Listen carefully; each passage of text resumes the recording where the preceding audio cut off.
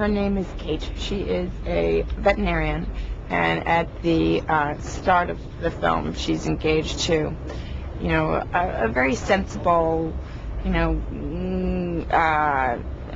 decent person, but he's quite boring also, and the marriage is motivated more by, convenience possibly than real passion.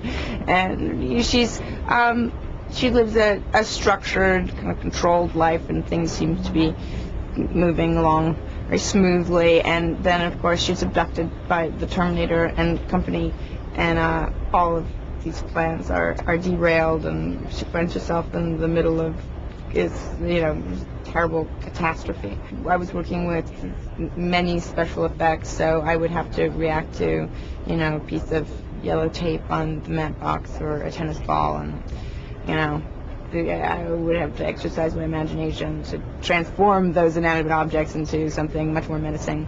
But yeah, I mean, the premise of this film is so extreme, the world is going to end, yada yada, that I had to call on some really strong emotions occasionally, which I wasn't anticipating. I was like, that's not fair, I have to run and cry.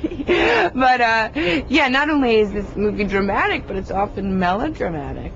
It's so difficult to talk about the movie because it's shrouded in so much secrecy, and I'm meant to protect the suspense and surprise. So I'm terrified if I'm going to slip and I'm going to start talking about some part of the film that I'm not meant to tread on. I was hired literally the day before I started working, because they had initially cast another actress, and then that didn't quite work out, so they were in a mad dash to find someone else, and they ultimately found me.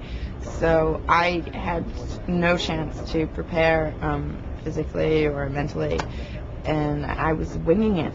I really was, which was slightly anxiety provoking, but I used it. I used that anxiousness, and thankfully my character was feeling similarly.